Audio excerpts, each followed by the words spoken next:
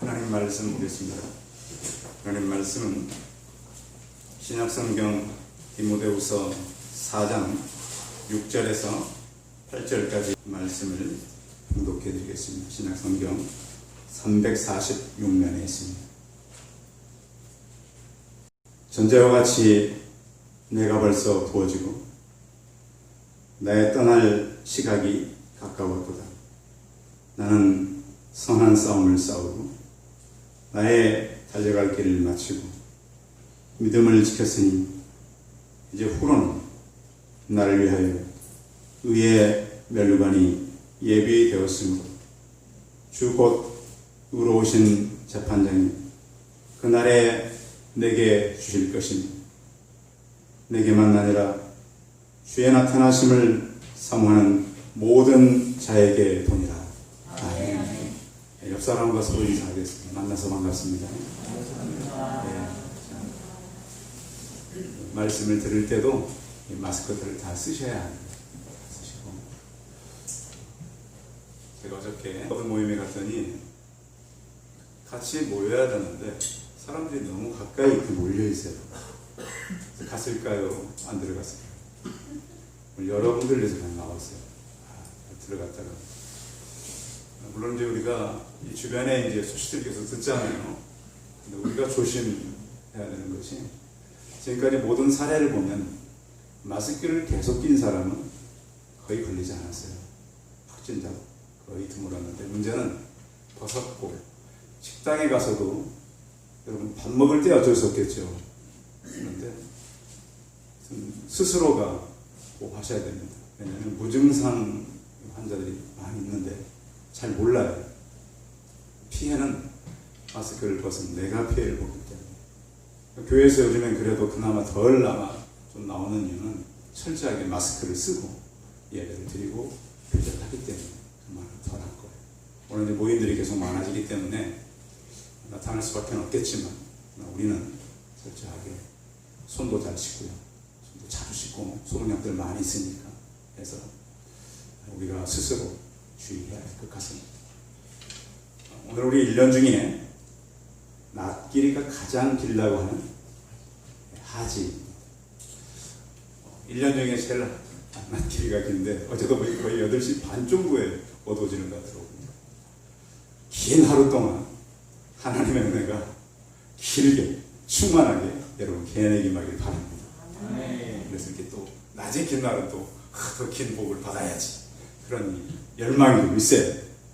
자, 우리가 이제 살아가면서 여러 날을 이렇게 만나게 되는데요. 시편 90편 10절에 보면 모세가 이런 고백을 합니다. 우리의 연수가 70이요 강간하면 80이라도 그 연수의 자랑은 수고와 슬픔뿐이요 신속히 가니 우리가 날아가나이다.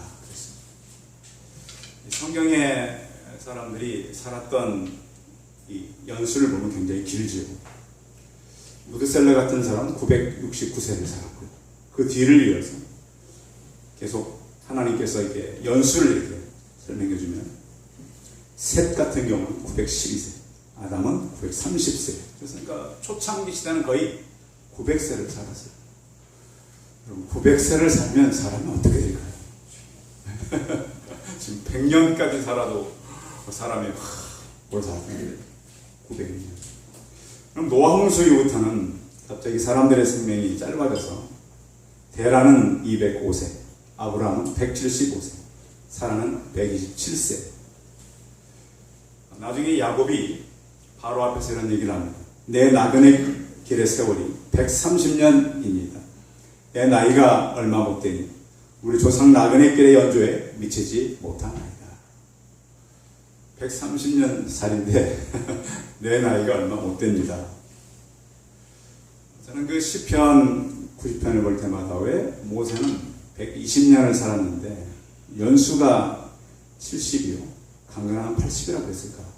그 당시에 모세 당시에 평균 나이를 얘기한다 그래요. 모세는 좀 오래 산 사람이고 대부분 출애굽 1세대들은 7, 80을 살았다고 학자들은 얘기합니다. 중요한 것은 이렇게 우리가 성경에 보면 긴 수명이 있는데요. 인생의 연수는 꼭 오래 살아야만 좋은 것은 아니라고 하는 거예요. 성도 여러분, 900살을 살면 여한이 없을까요? 아니면 한 500살까지만 살면 여한이 없겠다. 그런 사람이 있나요? 우리에게 중요한 것은 몇 살까지 사느냐가 중요한 것이 아니고 행복하게, 그렇죠? 건강하게, 그것이 중요한 거 아니겠어요? 그래서 이제 이 본문 말씀은 제가 주로 장례식 때 설교했던 이 본문이에요, 주로. 그런가 하면 또 이 본문은 특히 하반 예배 때 많이 했던 본문이에요. 근데 왜 이 말씀을 했는가 하면 우리가 이제 한 해 절반이 이제 다 가고 또 우리가 인생을 한번 마지막이 아니라 중간에라도 돌아보는 시간들을 가져야 되겠다라는 생각 때문에 이 말씀을 택하게 된 거예요. 우리가 오래 산다고 그래서 행복하다는 보장이 없어요. 우리의 사는 날 동안 우리가 어떻게 하면 지금 우리가 사는 이 땅에서 더 만족감을 가지고 더 사명감을 가지고 살아갈 수 있는 거예요. 원래 바울은 성경에 나타나는 모습으로 굉장히 열심히 있는 사람. 그러니까 예수님을 만나고도 열심히 있었지만 그 이전부터 바울은 굉장히 열심히 있는 사람들이 있어요. 여러분 주변에도 보면 굉장히 부지런한 사람들 있어요, 없어요? 있어요.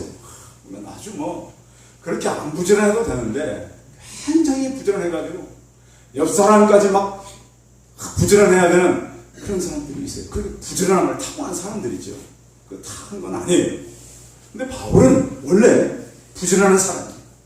그런데 그 부지런한 삶이 예수님을 만나고 더 부지런해졌어요.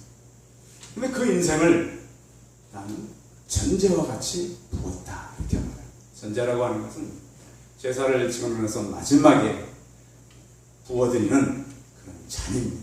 그래서 나는 모든 것이 부어졌다. 내 인생을 쏟아 부었다, 이겁니다.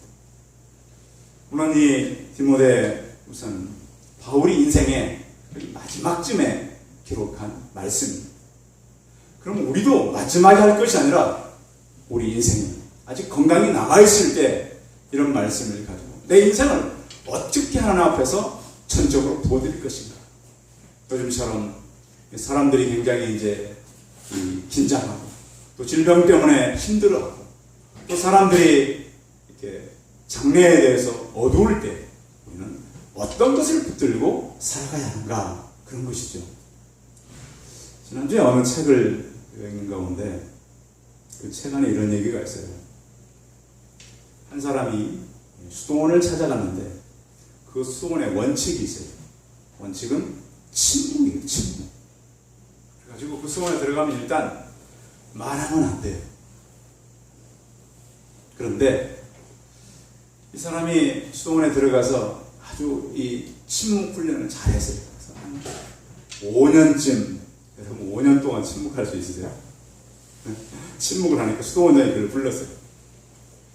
5년 동안 침묵 잘하셨으니까 2마디 정도는 할 수 있습니다. 이 사람이 뭐라 그러냐면 침대가 딱딱합니다. 5년 동안 2마디 하라 그래요. 다시 또 5년이 지나서 5년 동안 너무 침묵을 이 사람이 잘해요. 10년째 되는 수도원장이 다시 불렀다 그래서 2마디 정도는 할 수 있습니다. 이 사람이 하는 말이 음식이 차갑습니다. 물론 이제 불만이 있을 수 있겠죠. 그래서 또 5년이 지났어요. 15년쯤 됐을 때 수도원장이 다시 불렀어요. 이제 2마디 정도 더 할 수 있습니다. 수도원을 나가고 싶습니다. 그럼 그동안 수도원에 하루 왔던 것이 무슨 의미가 있어요? 그렇죠.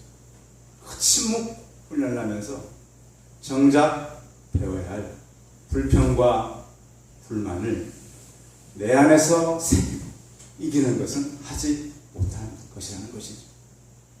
우리는 이 땅을 살아가면서 많은 불평과 불만이 있을 수 있어요. 그런데 바울은 지금까지 살아가면서 이제 그 많은 어려움들을 이기고 자기가 떠날 시각이 가까운 것을 알았어요. 사람은 신기하게 어느 정도는 자기 어떤 그 인생의 시기가 오는 것을 안다 그러죠. 그렇죠. 그래서 바울이 이제 알았어요. 이제 내가 시간이 얼마 남지 않았구나. 그래서 바울이 이제 우리가 많이 했던 얘기가 뭐냐면 나를 본받으라. 나를 본받으라. 근데 꼭 그것이 바울의 얘기가 내 모든 것을 똑같이 본받으라 그런 얘기는 아니라는 거죠. 수용하라는 거예요. 수용. 내가 했던 것을 너희들이 수용해라. 이것을 원칙과 원리 원칙으로 삼으라는 것이 아니라 내가 했던 것을 너희들이 수용하라. 그래서 바울은 변화가 된 사람인데요. 원래 그는 율법을 가지고 사람을 죽이는 사람이었어요. 그런데 예수 그리스도를 만나고 나서 어떤 사람으로 변했죠? 나는 죽고 내 안에 예수 그리스도가 계심으로 사람을 살리는 사람이 있다는 거예요. 이게 복음의 변화예요. 그래서 하나님 나라는 사람들이 변한다. 자, 바울의 말이 변했을까요? 안 변했을까요? 변했어요. 바울의 말은 사람을 죽이는 사람이에요. 사람을 가두는 사람이고 사람을 폭행하는 사람. 그런데 그의 말이 사람을 살리는 영원한 말로 바뀌게 된 것입니다. 성도 여러분, 우리의 삶이 예수님을 만나고 우리의 행위가, 우리의 말이 변화받는 역사가 우리 성도들의 계례에 있기를 바랍니다. 성경은 그런 거고 하나님은 그런 것입니다. 그러니까 바울이 삶의 현장에서 나는 이제 떠나갈 시간이 얼마 남지 않았다. 나의 모든 것은 다 부어졌다 그랬습니다. 초대교회 성도들은요, 성도들이 떠나면 묘비에다 이렇게만 했었다고요. 이 사람은 죽은 것이 아니라 새로운 생명의 나라에 들어갔다. 그러니까 예수 믿는 사람은 우리가 육신적인 관점에서는 죽은 것이지 영적인 눈으로 볼 때는 새로운 세계로 들어가는 거예요. 거기에 소망이 있어요. 그래서 지금까지 여러분들이 죽음은 모든 것은 끝이다, 거기서 멈춘다라고 생각하지 마시고 새로운 시작이기 때문에 그 새로운 시작을 위해서 더 준비하고 살아가시기 바랍니다. 여러분 보면은 준비하는 사람들의 마음은 굉장히 긴장이 있어요. 여러분 당장 여러분들이 오늘 예배를 마치고 정말 여러분들이 원하는 곳에 여행을 간다고 생각해 보세요. 마음이 설레요, 안 설레요? 목사님 설교 마치면 바로 가방을 들고 정말 내가 가고 싶은 곳에 가야지. 그럼 굉장히 신날 거예요. 그렇죠? 목사님이 무슨 얘기를 하든 그냥 그래 빨리 끝나면 가야지. 그래서 제가 보니까 준비하는 사람, 결혼을 준비하거나 준비하는 사람들의 마음은 늘 설레다. 그러니까 성경은 우리에게 무슨 도전을 주냐면 죽음도 새로운 시작이기 때문에 그것을 준비하는 마음으로 기쁨과 감사와 설레는 긴장의 마음으로 살라는 그런 말씀이 성경에 담겨져 있는 거예요. 그래서 우리가 어떤 일이 오든 그 일이 우리를 절망하거나 실망치 못하게 하게 되는 거예요. 그래서 바울은 이렇게 말합니다. 그것 때문에 내가 어떤 삶을 살았는가? 7절이죠. 7절 같이 읽고 시작. 나는 선한 싸움을 싸우고 나의 달려갈 길을 마치고 믿음을 지켰습니다. 나는 어떤 싸움을 싸웠다고요? 선한 싸움을 싸웠다라는 것입니다. 싸움은 거의 전쟁이죠. 그렇죠? 이런 말이 있어요. 가장 나쁜 평화라도 가장 좋은 전쟁보다 낫다는 거예요. 근데 오늘 바울은 선한 싸움을 싸우라 이렇게 말해요. 그러면 우리는 어떤 싸움을 싸우면서 이 땅을 살아가야 할까요? 선한 싸움이라고 하는 것은 하나님 나라의 성품과 하나님의 생각과 하나님의 뜻대로 믿음을 지키게 한 그런 싸움이에요. 이 싸움은 무엇을 지키게 한 싸움? 믿음을 지키게 한 싸움이라는 거예요. 전쟁은 어느 편에 서서 하느냐가 중요해요. 전쟁은 70년 전에 이 땅에 6.25 전쟁이 있었어요. 그 전쟁을 배경으로 만들어진 영화 가운데 많은 사람들이 보았던 영화가 태극기라고 하는 영화예요. 자, 그 영화를 보면 한 형제가 군대 입대하게 돼요. 전쟁에 나서. 근데 어떻게 과정은 여러 과정이 있는데 하다 보니 형은 북쪽 군인이 되고 동생은 남쪽 군인이 된 거예요. 그래서 막 죽고 죽이는 전쟁 속에 서로 이제 형제를 찾는 거죠. 동생을 찾으려고 형은 북군이 되고 형을 찾기 위해서 동생은 남군이 됐어요. 마지막 부분에 가면 가장 치열한 전쟁. 북쪽 군대 가장 센 군대하고 남쪽에 가장 센 군대하고 붙는 거예요. 근데 전장에서 서로 발견. 그 마지막 장면은 굉장히 드라마틱하잖아요. 그 형이 동생을 살기 위해서 어떻게 해요? 그 총구를 바꿔요. 그래가지고 남한 군대를 죽여야 되는 북한 군인이 북한 군대를 막 죽이면서 그 동생에게 빨리 가요. 그래서 영화는 끝나게 돼요. 그러니까 어떤 편에 서서 그러니까 악한 전쟁이라도 사람을 살리는 선한 전쟁으로 바뀌었다. 그러니까 어느 쪽 편으로 섰든 그들은 그 이전부터 한 형제였다. 성도 여러분, 우리가 싸우는 전쟁은 어떤 전쟁일까요? 전쟁은 전쟁하는 사람의 나가는 자세가 중요해요. 전쟁하는 군인이 자기만 살려고 하면 안 되겠죠. 분명히 전쟁은 누구를 위한 전쟁이에요.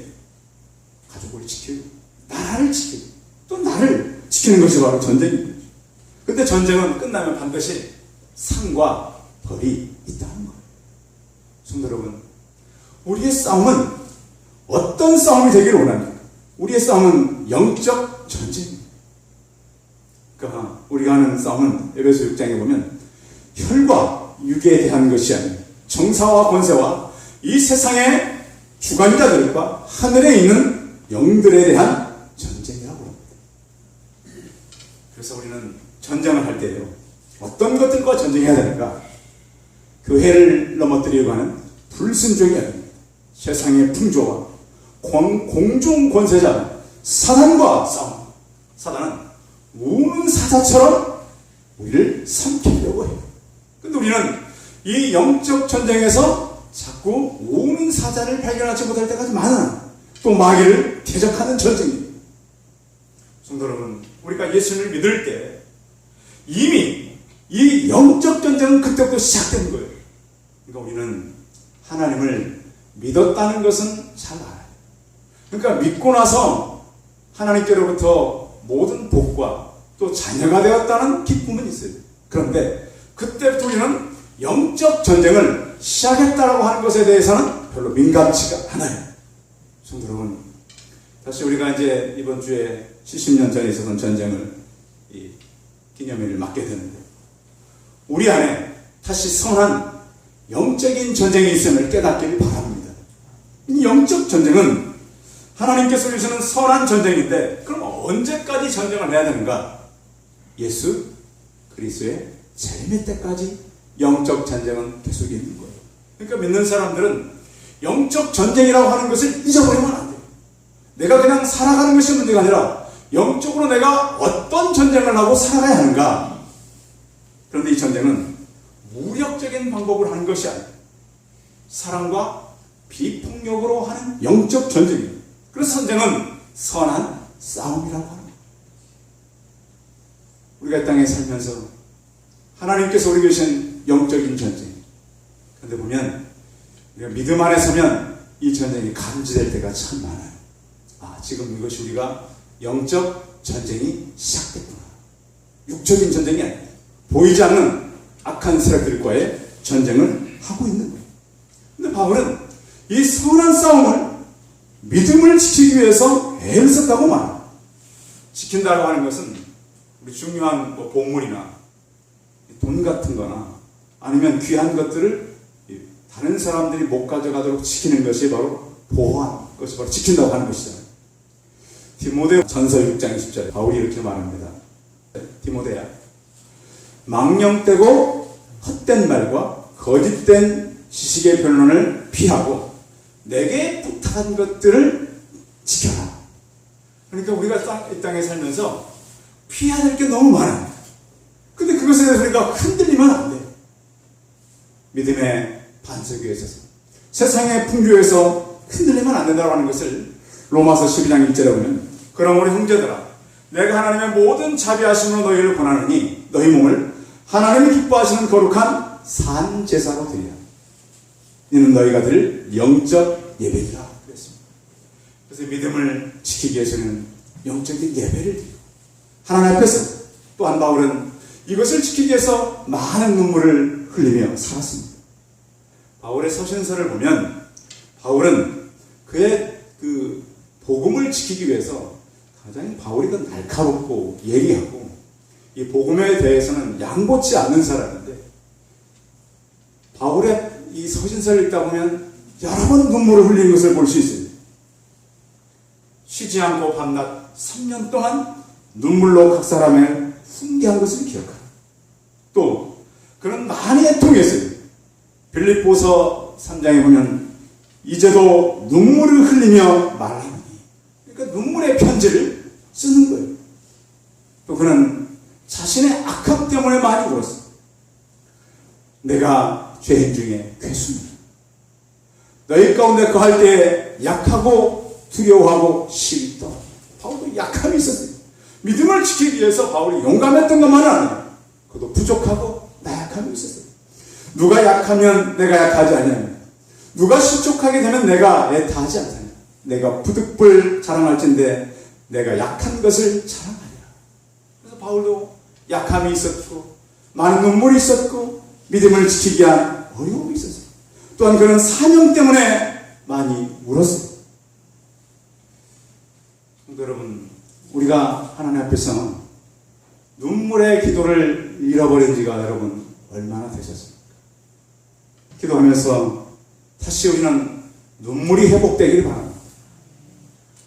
우리는 요즘에 이렇게 질병을 보면서요, 질병에 걸려 죽는 사람들이 지금 굉장히 많잖아요. 그것보다 더 불쌍한 것은 그 영혼이 죽는 것을 우리가 불쌍히 여겨야 해요. 하나님, 오늘도 얼마나 많은 사람들이 질병 때문에 죽어요. 지금 질병이 계속 퍼지고 있어서 어떤 나라는 보니까 이미 시신을 묻었는데 3년 이상이 됐으니 그 시신을 파내고 거기다가 장소가 없습니다. 이런 비참한 상황들을 보면서 하나님, 우리가 흘려야 할 눈물이 무엇입니까? 또 바울은 믿음을 지키기 위해서 수고와 땀을 많이 흘렸습니다. 고린도후서 11장에 현재 보면 수고를 넘치도록 했다. 그러니까 수고를 얼마나 많이 했던지 그게 힘이 넘치도록. 그런가 하면 갈라디아서에 보면 해산하는 수고를 했어요. 바울이 남자한테 어떻게 해산하는 수고에 고통을 나는지 모르겠어요. 근데 바울이 이렇게 힘든 일을 한 것은 사람의 내면의 질서가 변하는 데는 시간이 걸려요. 여러분, 하나님 믿고 성경 읽으면 사람이 금방 변할 것 같지만 그렇지 않아요. 사람이 변하는 데는 많은 시간이 걸리고요. 또 사람의 어떤 삶이 하나님 앞에서 늘 새롭게 가려고 하는 데는 어떤 사람들을 보면 평생 해도 잘 안 변한 사람도 있어요.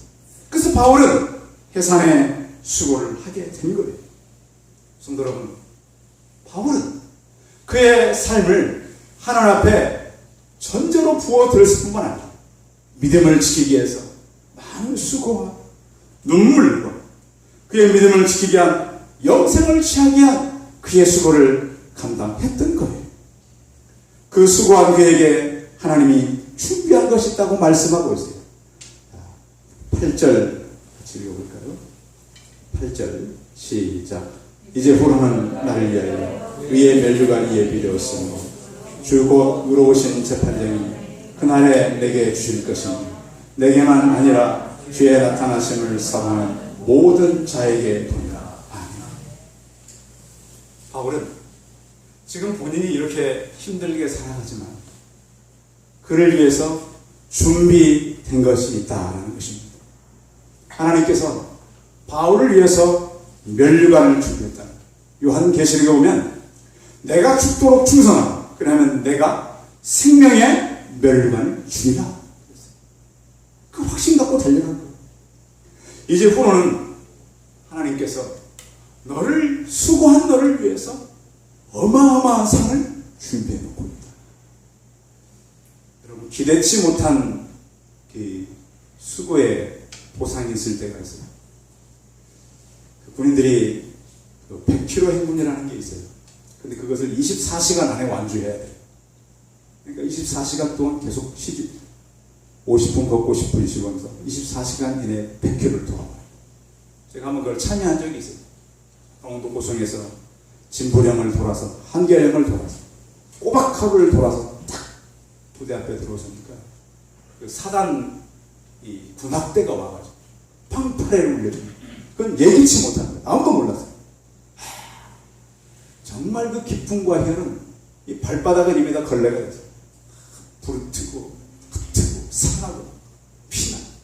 근데 그 군악대 그 팡파레는 굉장한 힘이 야, 해내.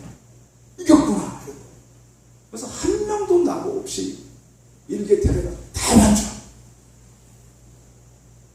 오늘 바울이 내게만 아니라 모든 자에게, 지금까지 지구상에요, 천국을 경험하고 온 분들이 꽤 있어요.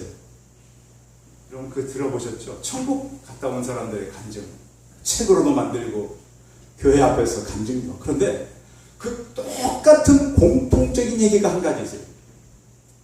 다 각자 다른데, 갔다 온 게 다른데 똑같은 공통적인 얘기는 천국에 들어갔더니 세상에서 들어보니 마땅 엄청난 음악이 들어가는 거죠.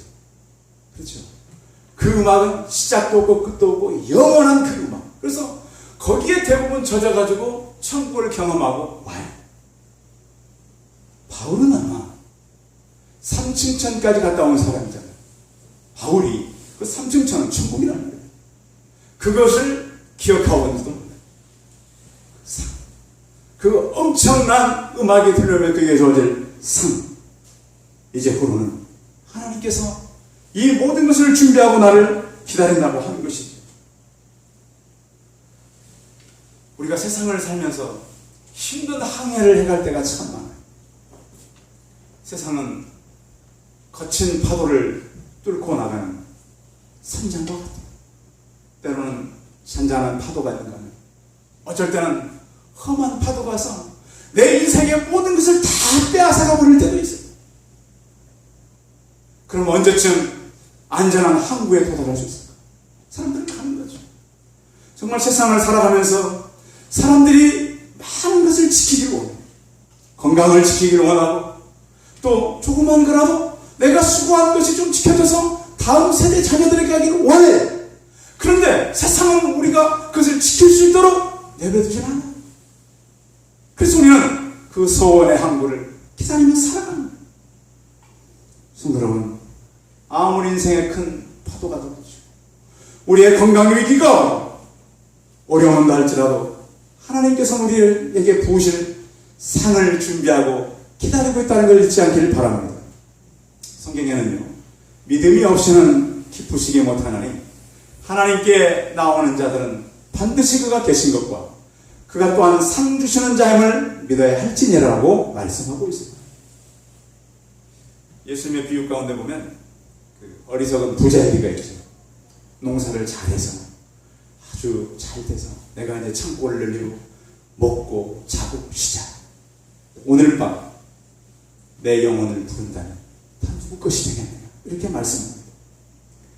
여러분, 천국 가면 상급이 다 틀릴까요? 상급이? 제가 받을 상급과 우리 전사님이 받을 상급이 다를까요? 많은 사람들이 막 급이 있다고 해요. 왜? 상급이라고 그랬죠. 상급 목사님. 급인데 1급, 2급, 3급, 급이 있는 거 아닙니까? 성경은 3급과 상이라고 하는 말을 계속 교차해서 쓰긴 써요. 그러면 오늘 바울의 말씀을 보면 모든 자에게 돈이라. 천국은 우리가 세상에서 착하게 살고 전도 많이 하고 교회 봉사 많이 하는 곳으로 갑니까? 하나님의 의지로 가는 겁니까? 하나님의 의지로 가는 거예요. 그래서 우리 대한민국 사람들이 굉장히 잘 만들어낸 한 가지 얘기가 있더라고 보니까. 어떤 장로님이 천국 갔더니 굉장히 예수님이 반가워하시더니 장로님 오셨다. 그래서 이렇게 환영해 주는구나. 조금 있으니까 천국에 안내방송이 나오더라고요. 목사님 오셨다. 그러니까 예수님이 발벗고 뛰어나가시더래요. 예수님도 너무 하신다. 아니 목사님은 세상에서 되어봤더니 천국에서 목사님 온다고 하니까 이렇게 뛰어나가시네. 아이고 장로님 제 얘기 잘 들어요. 천국에 목사님 한 분 오기가 얼마나 힘든지. 응? 그래서 내가 이게 발벗고 나갔더라고요. 제가 봐도요 그럴 수 있겠다는 생각이 요즘 좀 들었어요. 성도 여러분, 그래서 우리 한국 사람들이 만약에 천국 짜장면집 얘기잖아요. 목사님 배달 나가는 얘기. 참 왜 그런가 보면 그런 얘기가 평범한 얘기인데 천국에는 급이 있다 없다? 없다. 그래서 어느 이단 종교에서 그렇게 말해요. 뭐 해와 별, 성경에도 있긴 있죠. 그런 얘기가 별과 이게 다르다. 그래서 1등, 2등, 3등 해와 달과 별에 이런 식으로. 근데 천국에는 이런 게 없습니다. 없어요. 제가 지금까지 배워온 신학을 동원하고 자료를 찾고 모든 것을 찾았을 때 천국의 급은 따로 있지 않다. 왜냐하면 그곳은 감사와 기쁨과 찬송과 우리가 영원한 안식이 있는 거예요. 그럼 그곳에 가서 누구는 아파트 받고 누구는 빌라 받고 누구는 초가집 받고 누구는 기와집 받습니까? 그렇지는 않다는 거예요. 상금은 동일하다. 아멘. 그래서 우리는 이 땅에서도 그렇잖아요. 부동산 요즘에 최근에 얼마나 속상한 분들 많아요. 그러니까 그런 집에 한 채라도 있으면 좋겠다. 그런 분들 계시잖아요. 그런데 우리에게 중요한 것은 천국은 하나님께서 같은 상을 준비하고 계십니다. 2020년 벌써 절반이 지나고 있습니다. 우리가 시작이 중요한 것이 아니고 언제나 어떻게 끝나느냐가 중요합니다. 그렇죠? 2020년 절반까지 왔어요. 인생도 마찬가지예요. 성도 여러분, 혹시 지금까지 우리가 기대치 않은 결과가 있다면 화가 나는 마음으로 과거를 보지 마시고요. 아직 끝나지 않은 미래를 보시고 소망을 갖기를 바랍니다. 두려움을 가지고 미래를 내다보지 마시고 깨어있는 눈으로 주위를 살펴보시기 바랍니다. 그래서 거기서 동행하시는 예수 그리스도를 바라보고 인생은 마지막에 웃는 사람이 승자인 것입니다. 그래서 우리가 이 땅에 하나님께서 주신 것을 바라보며 감사하며 떠나는 것이죠. 질병의 때에 하나님은 우리를 부르셔서 세상 속에 들어가라 하셨습니다. 바울은 그의 모든 좋은 것을 다 배설물처럼 내던지고 죽음의 속으로 들어갔습니다. 이제는 우리가 용기가 필요한 때입니다. 크리스천들이 용기를 낼 때가 저는 지금이라고 생각합니다. 사람들이 어려워, 관계를 힘들어 이럴 때 하나님의 사랑과 하나님께 주신 그 믿음을 가지고 달려가시기 바랍니다. 그래서 우리는 이 땅에 살면서 부어져서 없어지는 것이 아니라 닳아져서 없어지시기 바랍니다. 내 모든 것을 쏟아붓고 사람들에게 다가가서 믿음을 지키는 눈물과 헌신 속에서 살아갈 하나님은 우리에게 승리의 우승관을 멸망을 준비하고 지금 기다리고 계십니다. 그 상을 바라보며 늘 기대함을 가지고 천국의 소망을 두고 살아가는 선한 싸움의 용사들이 다 되시기 바랍니다. 기도하겠습니다. 살아계신 하나님, 우리가 이 땅에 살아가는 동안 선한 싸움을 싸우기를 원합니다. 이 싸움은 이미 예수님을 믿을 때부터 시작되었습니다. 이것은 육적 전쟁이 아니라 영적 전쟁입니다. 이것을 예상하는 우리의 수고와 눈물과 헌신과 우리의 부어짐과 우리의 다짐이 하나님 필요한 일입니다. 모든 성도가 멸류관을 바라보며 살게 하여 주옵소서. 바울이 그것 때문에 그 인생을 힘있게 달려갔던 것처럼 우리 또한 그것 때문에 힘을 내고 그것 때문에 용기를 내고 나를 위해서 상주실 예수 그리스도를 바라보는 이 무더위와 질병을 이기고 힘있게 살아가는 우리 모두가 되게 하여 주옵소서. 저는 우리 주 예수 그리스도의 은혜와 하나님 아버지의 무한하신 사랑, 성령의 교통하심, 선한 싸움을 싸워 믿음을 지키고 고로 예비된 상을 바라보며 어렵고 힘든 시기를 믿음으로 살아가기를 소망하는 성도들의 머리머리에와 그들의 가정과 자녀들과 일터와 사업터 위에 이제로부터 영원토록 함께 있을지어다. 아멘.